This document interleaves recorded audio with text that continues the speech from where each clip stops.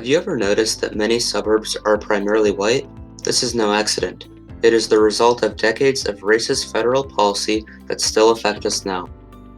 In the 1930s, as part of the New Deal, FDR created loan programs to help Americans finance their homes. However, to decide who got those loans, the government created color-coded maps where green neighborhoods got loans and red neighborhoods didn't. This practice is called redlining. Some areas were designated as red because those were the areas where African Americans and other minorities lived.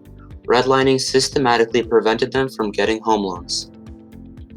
You may be wondering why people in the red areas didn't just move to the green areas. They couldn't. This is because early suburb developers like William Levitt instituted explicitly racist policies. These policies resulted that from 1934 through 1968, 98% of home loans were given to white families. This advantage compounded over time. The families in the green neighborhoods could purchase homes and accrue wealth. At the same time, the people in the red communities got none of those opportunities. In the green communities, the influx of new wealth attracted new businesses, which caused property values to go up, which meant white families could sell their homes and send their children to college, passing down their wealth and advantages to future generations. Meanwhile, the red neighborhoods had far less ability to build wealth, and many remained trapped in poverty. Eventually, laws were passed that made most of these discriminatory practices illegal. However, without wealth, families in the red neighborhoods couldn't afford to move up, keeping these communities separated by race. And if the neighborhoods are segregated, that means the schools are too. Many of you are most likely thinking that we ended school segregation back in the 60s, but that's not true. According to Nicole Hannah-Jones, a New York Times investigative reporter, people tend to think of segregation as an archaic term for the Jim Crow policies that led to the Civil Rights Movement. She says that the truth is that black children are more segregated in schools now than at any time since the 1970s.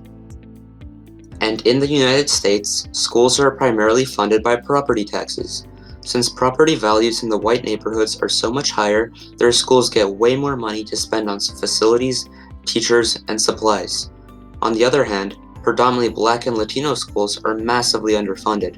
They're less likely to have AP science and math courses, and they're the least likely to have experienced and qualified teachers. This is a direct result of decades of redlining policies enacted by our own government to build the suburbs. Highways that were built to make access to the suburbs easier for white Americans were often run right through black middle-class neighborhoods, destroying them. Banks still regularly charge black homebuyers higher rates on loans than they do white homebuyers, even when they have the same credit. Black and Latino home seekers still experience 4 million incidents of illegal housing discrimination every year. I hope you all learned something new, and thank you for watching.